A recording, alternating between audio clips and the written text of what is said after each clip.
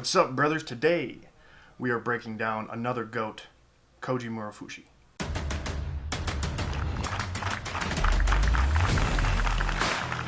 Yeah!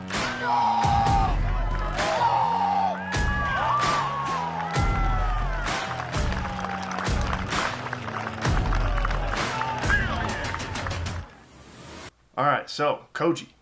What an absolute GOAT. Like, quite literally one of the greatest of all time. He has a PB of 84.86, which, in my opinion, is the drug-free world record. Don't come at me. I said what I said. It is what it is. He has the farthest throw since, like, the 80s. Either way, 2004 Olympic champ, 2011 world champ, and also I think he was a multiple-time Olympic and world medalist outside of that. Without a doubt, one of the best to ever do it, and probably one of the lengthiest careers, I think. Either way, Koji's technique was really one of the few that really perplexed me when I was younger in the sport. Like, watching the way his body moved just did not make sense to me. And that was until I went on a little training camp with Nick Miller and Tor Gustafsson over in England back in 2018, I think it was. And if you guys don't know, Tor, who was also a very accomplished hammer thrower himself, coached Koji leading up to his 2011 World Championship and his 2012 bronze medal in the Olympics. So got to talk with them a little bit and get their perspective on the throw, kind of enlightened some things within me, and I kind of understand his throw a little bit more now, I think, perhaps. Maybe I'm full of shit. Either way, it makes more sense to me now. Koji also worked with legendary hammer coach Stuart Toger leading up to his 2004 Olympic gold medal. If you aren't familiar with Koji, get your shit together. Alright, go down a YouTube rabbit hole, watch the 2004 Throw for Gold series, watch the hammer aerobics, watch some of his training videos with James Parker, just watch all of the competition videos you can. There's some really good stuff out there, okay? A lot of interesting stuff to kind of tickle the hammer brain, if you will. Once again, these elite technical analyses, they aren't to critique and say what they could have done better, but rather to highlight things that they do well. So, let's get the fuck into it.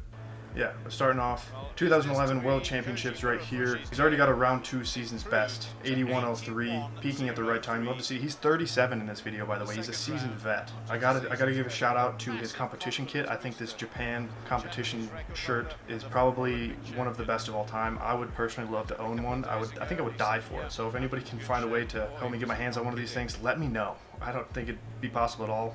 I would love to own one. I think it's iconic. The little wings on the side, the gold, little highlights, the transition from white to red and the black sleeve. I don't know, it's great. I'm not one for, fashion, but when it comes to throwing fashion, I'm kind of into it. I suppose, you want to look good, feel good, throw good sort of thing, and I think this is one of the best competition kits I've ever seen. So, but yeah, he throws a solid 81.24 season best round 3, and then I think he also finishes up with an 81.24 in round 6 or round 5 maybe. I think, like, towards the end of competition. Could be wrong. I don't know. I didn't actually watch the whole video. This is just a highlight of the top 3. But great performance. Great performance. Once again, why he's one of the best of all time, peaking at the right time. It's so hard to do. Let's start breaking it down a little bit. Once again, there is another iconic start movement, I guess, to this throw in this 2011 World Champs video. He didn't always do this, but when I see this throw, I know it's Koji. If it was a silhouette, if it was a guessing game, and you showed me this video, I would know without a doubt that it was Koji just based on the start position. He's got that dramatic lean over the left leg, probably something he just preferred. Not sure if it actually adds anything technically, but who knows. Let's start out by watching the throw a few times and kind of get a feel for kind of the rhythm and the orbit, I suppose. For his rhythm throughout the throw, it's not as pronounced as some, but you can still see kind of the steady build throughout the throw. You can really hear it, especially when you hear the sound of his feet. You can hear the build and kind of the whoosh and the acceleration of each turn. It really is lovely. But like I said, it's not quite as pronounced as some. You can still kind of see what Kibwe Johnson calls the 3-and-3 rhythm. You have like the first wind, the second wind, the first catch, the ball passes, and if you really let that ball pass on that first catch, that's what really gives you that acceleration, the quicker 2-3-4. Good acceleration. I mean, you're not going to throw 84 meters without good rhythm and acceleration. I'm also a big fan of the flow of his orbit. There is kind of some shifting and progression of the orbit throughout the throw. He kind of sets up the low point out in front of the right foot in the winds and entry, and then you can see by turns 3 and 4 the low point gets more to 0, maybe even slightly past it, which is technically advantageous, I think. Or if the ball's at its fastest at the low point, it's kind of technically beneficial for your low point to be closer to the point of release, kind of out more in front of the left foot, which I think can actually be seen in quite a few elite hammer throwers, but it's very subtle. Some low point shifting is natural as the throw goes on, I'd say, but if your low point gets too far left, or if there's a kind of dramatic change from turn to turn, that's probably a sign there's some disconnection. So just a little food for thought for everybody out there. Next, breaking down the winds. Once again, this start, He slings the ball forward, and then as the ball kind of comes around in that first wind, he takes a little step back. He faces the right. He's really grounded through that right foot. He's got a long left arm, almost kind of letting the ball drop. You can see it's kind of off to his right. Kind of out at 270. It's like just a few inches above the ground. Once again, that's a sign of just how much of a master he is of the throw. The fact that he can let the ball get that close to the ground almost every single turn, but without hitting it. It's impressive. I find Koji has kind of a similar start to Cosmos, especially after just doing this Cosmos analysis in terms of the low point, kind of the steepness of the orbit, how much the ball drops and stuff like that. If you haven't seen my first elite technical analysis of Primo's Cosmos, go give it a watch. It's linked up in the right-hand corner right now. I think it's worth it. But continuing on though, yeah, as he brings the ball around, he kind of steps up and out, gets wide with that right leg, loads up that right side. His hips are kind of forwards, and he's reaching far back behind him. You can see there's a lot of tension in his body at this point, and he slings the ball forward. Once again, low point is kind of off to the right, just barely off the ground. Koji's orbit is once again definitely steeper at the start, but I think we're going to see similar things to Cosmos, where his posture and his stability has to be really solid for him to kind of manage this, I guess, steeper orbit.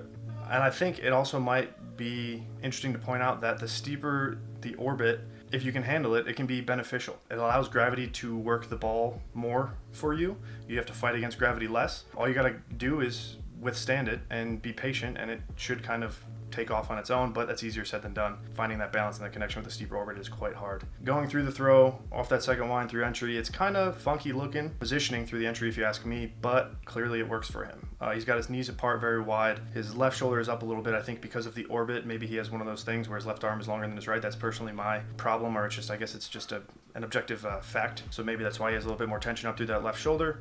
Or maybe it's because of the orbit. If that low point's off to the right, the left side is going to be up a little bit. But very stable through entry. You can see his whole body's kind of turning with it. Lower body, feet, knees, all that together. And then he has a really solid hip position as the ball goes left. You can see his hips are perfectly tucked underneath him. He's got a very tight single support as the ball goes through 180. Very, very tidy lower body movement. He has a very solid heel catch on the first turn. Once again, very Koji-esque.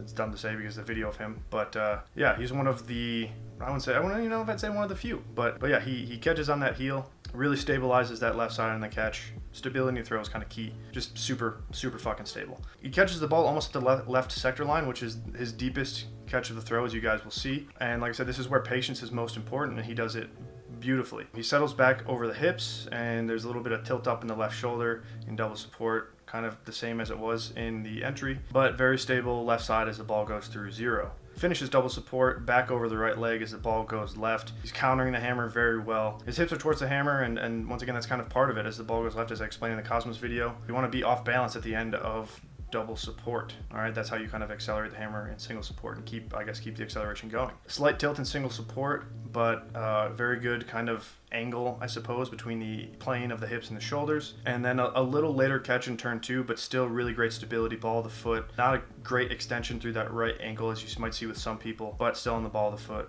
without a doubt. There's a little bit of the shift back as the ball goes through zero, which is I think why the orbit shifts, but you can see his right leg, or both legs really, like working up through the throw and stabilizing and working the ground, I suppose. And you can see the same sort of direction through the right leg and left shoulder and ball as it goes through zero. Not too dissimilar from Cosmos, as like I said, I think there's some similarities here. And he's working back as the ball goes through zero. Like I said, a really good line of force, if you will. And he drives the ball out around the left, settling back over the right foot again with his body. I'm also like a big fan of how down he is on his left leg, that bent left leg. He keeps it super stable. There's really no extension as the ball kind of gets through zero. He kind of stays with it, not any excessive kind of rising up with the ball. That level of stability and body control is truly impressive, and I think it only gets more impressive as the throw goes on. His right hip is working up into the ball, and he's got kind of the same plane of hips and shoulders that I already said, and then he catches with almost no separation at all, square almost entirely with the ball. And I think this is a prime example of why catching early doesn't necessarily mean farther throws that I think some people think it does. I think the throw is really more about stability and counter in a sense. If the system already has energy, he just needs to maintain the stability of the system, and it will continue to accelerate just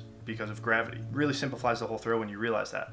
On this third catch though, his body is kind of back over the left side, his hips are underneath him, and he's honestly a little bit over rotated, with the right foot, but I don't think it matters. For him, the way his body is stabilized, it's totally fine. Some people catch late and they lose tension, they break a posture, and they kind of lose that tension for a second, and that's when the left side pulls. Koji does a great job of maintaining that stability through his entire body. He does get a little taller through the third double support. He's definitely higher up in the legs now. He still has that same direction through the right leg and left shoulder and the ball as it goes through 0, going back to 180. It's also really impressive that he's able to keep his left leg bent like that as the ball goes left. I know for a fact that he's putting hella force into the ground. It's tough, I think, to have that level of strength and stability in that position. Going through single support, his hips are working up. He's getting a more pronounced backwards lean kind of as the ball goes left. He hits this really lovely picturesque position as the ball gets to 180. I think it's very aesthetic. I like it personally, but it's just a position. It's not like, it doesn't define the throw as a good throw. It's just, I think, a symptom of. You see it, you're like, wow, to me, that's a good looking throw. Tight lower body, level hips, level shoulders. It's just, it's nice. And then he catches even later in turn 4. Just after 270, once again, a little bit of over rotation if you look at his feet. But he has the same stability. He's back over the left more than most, and his arms look like they've literally stretched out like 3 or 4 inches from the start of the throw. Like, it's beautiful. As he works through the finish, he's getting hella extension. Like, it's almost exactly like a clean or a snatch. Of course, there's no hip contact with the handle itself, but extension through the hips, knees, feet, all that stuff. His hips are getting up into it big time. Like I said, his low point is just at 0, maybe a little bit after. It's hard to tell with his frame rate. And his head and shoulders are back away from it, countering well, and what some might call pulling away on the finish, but he's so balanced and he's so connected that it doesn't really matter. And if you look at his left leg specifically, I think it's impressive. He's literally on the edge of being kind of too far out over the left toe. If you look at his lower body, that sort of lower body position is really, really hard to maintain. It takes a lot of strength and control, especially as a slider thrower. I've heard he's weighed anywhere from 220 to like 240. I think he's like 6'3" or something like that. Like I said, that level of strength and control, no matter how big or strong you are, is impressive. He withstands that force. He finishes out, drives the ball out, and his left foot comes a little bit forward on the finish. I think that's great. It's a sign that you got all of your energy out into the ball. There's no kind of residual force falling backwards into the circle. But man, like, what a beautiful throw. I think you see some really high level stuff when you're watching this. The level of counter, the stability, and yet the stretch. He's without a doubt a master of the event, and you can really see that when you slow things down like I did here. Honestly, I think making this video has given me a new appreciation for Koji's technique, as if I didn't already appreciate it enough. But what do you guys think? Will we ever see another physical specimen like Koji? Will anybody throw over 84 meters drug-free again? I don't know. I hope so. Comment down below and let me know what you guys think about his technique. Let me know what you guys think about my analysis. Would love to have a little bit of productive discourse down in the comments. So that's it. If you guys out there watching this want an in-depth technical analysis of your own, like I did here, go check out my website, gripandrip.co. Go to the coaching services page. Check it out. I offer lifting programming, throws programming, all of the above, coaching consults, all that stuff. I just want to help you guys take your game to the next level. So now's kind of the perfect time to sign up, make some big preseason kind of gains, and then smash some PRs come indoors and outdoors. Also, check out the Grip and Rip merch. Snag yourself a shirt, maybe a hat, maybe some stickers, whatever it is. Rep the brand, support your boy. That way I can continue to keep making all of these videos and giving back to the sport, giving back to the community, helping you guys out, all right? Also, if you guys found any value in this video at all, please murder that like button. And for the love of God, just share it with just one other person. That's all I ask, just one other person, okay? Help me grow my channel. Like I said, help me grow the sport, okay? So, much love. Thank you all for watching. Until next time, friends, remember, grip or rip, baby. Sean Don, signing off. I'm warm. I'm so warm right now. My head is warm. Why did I wear a full knit beanie? I don't know.